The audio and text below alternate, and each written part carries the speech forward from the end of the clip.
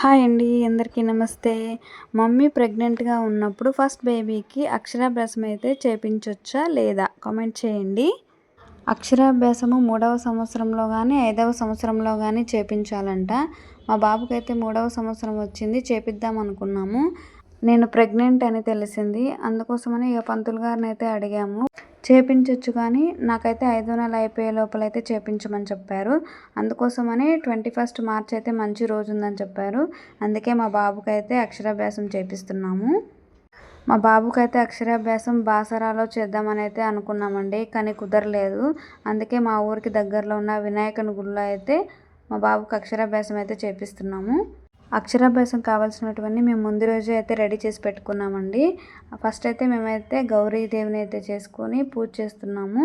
మాతో పాటు మా బాబు కూడా మంచిగా అయితే దేవుడికి అయితే పూజ చేస్తున్నాడు. మా బాబు అక్షరాభ్యాసానికి మాతో పాటు మా అమ్మ మా నాన్న అయితే కూడా వచ్చారు.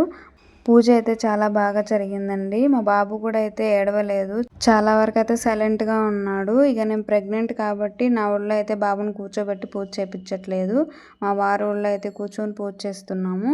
ఇక అయితే పూజ అయ్యేసరికి అయితే చాలా టైమే పట్టింది. పూజ అయిపోయిన తర్వాత మా బాబుతోటి అయితే పంతులు గారు రాపిస్తున్నారు. పంతులు గారి దగ్గర రాసిన తర్వాత మా వారి ఒడిలో అయితే కూర్చొని అయితే మా వారి దగ్గర రాపిస్తున్నాము. మొదటిగా అయితే ఓం నమ శివాయ సిద్ధం నమ అని అయితే రాపించాలి. తర్వాత బాబు దగ్గర అయితే సరస్వతీదేవి శ్లోకం అయితే చెప్పించాము. పలకలో రాసిన తర్వాత మేమైతే పెన్ను బుక్ కూడా తీసుకొని వెళ్ళాము. అందులో కూడా బాబు దగ్గర ఓం నమ శివాయ అని అయితే రాపించాము.